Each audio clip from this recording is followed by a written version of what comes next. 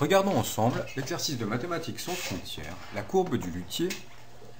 En fouillant dans les papiers de mon grand-père luthier, je suis tombé sur un vieux croquis jauni par le temps et grignoté par les souris. Je comprends qu'il s'agit d'une courbe composée de deux arcs de cercle tracés dans un rectangle.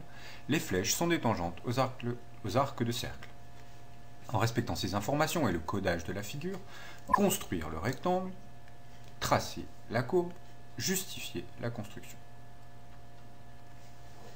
Alors, regardons d'un petit peu plus près cette souris, ce parchemin. Alors, sur ce parchemin, nous avons un rectangle de largeur 5 cm et de longueur inconnue. Nous avons également le milieu de ce côté. Alors, nous allons donner des noms aux points, disons A, B, B', ça aurait été trop simple de l'appeler C, et F, parce que c'est joli.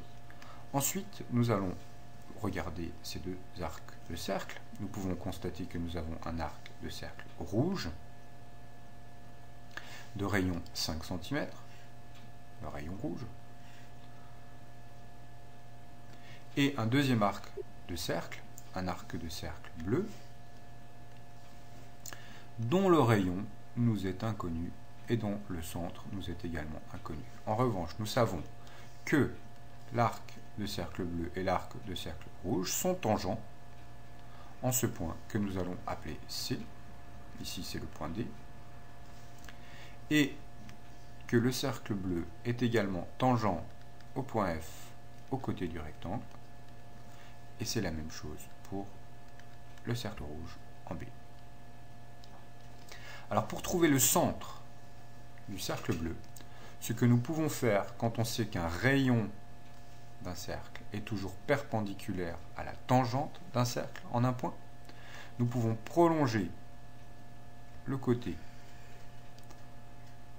AD et regarder le point d'intersection avec le côté FB' du rectangle. Ceci nous donnera un point d'intersection E qui certainement sera le cercle du centre, le centre du cercle bleu. Pardon. Alors, nous avons donc ici un rayon et un deuxième rayon pour le cercle bleu. Nous commençons donc à y voir un petit peu plus clair. Alors si je tente de faire cette figure sur le logiciel GeoGebra, je trace le segment AB, le cercle qui a pour rayon AB, et ensuite un rectangle AB, B'F, de telle manière que D soit le milieu de BB'. Je place un point quelque part, un point C, sur le segment AD et sur le cercle rouge, et je constate que le point d'intersection E se situe à un endroit où les deux cercles ne sont pas tangents. En revanche, quand je déplace le point C, ce que je constate, c'est qu'il existe une position et une seule pour laquelle les deux cercles sont tangents. Et donc une longueur du rectangle AF et une seule pour laquelle la figure peut être construite. Donc, l'objectif de cet exercice est de trouver cette longueur AF. Exploitons donc maintenant la situation de symétrie centrale de cette figure par rapport au point D.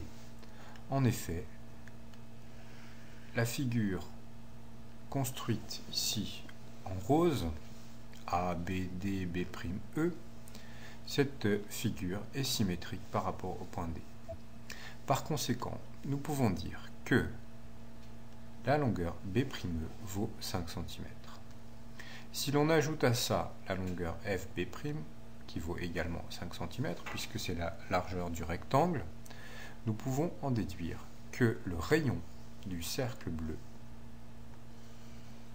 que ce rayon est en fait de 10 cm.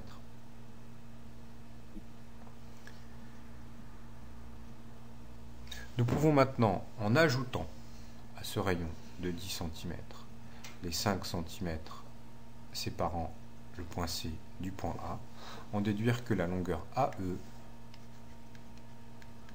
vaut 15. Ajoutez à cela le fait que la longueur FE vaut 10. Si nous partons du point E, nous sommes capables de construire le triangle AEF, rectangle en F, qui a une longueur FE qui vaut 10 et l'autre l'hypoténuse qui vaut AE égale 15. Voilà comment procéder à la construction, ce que nous allons faire maintenant. Procédons à la construction en partant du point E, donc je vais renommer ce point, je vais l'appeler E. Ensuite, nous allons tracer un cercle de centre E et de rayon 10. Sur ce cercle, plaçons le point F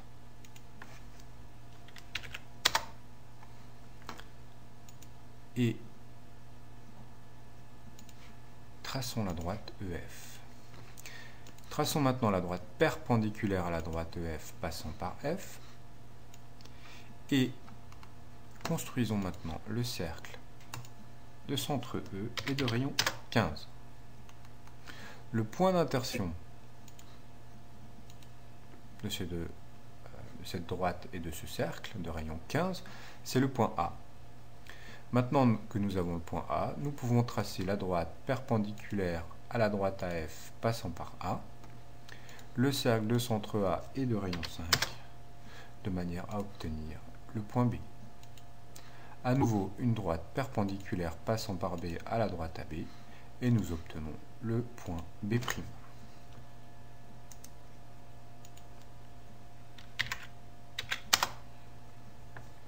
Voilà notre figure construite. Vérifions à présent que la courbe du luthier est bien correcte. Donc nous avons le premier cercle rouge et le deuxième cercle bleu qui sont tangents en ce point au point C, tangent en F au côté du rectangle et tangent en B au côté du rectangle. Voilà, à bientôt pour un nouveau corrigé vidéo.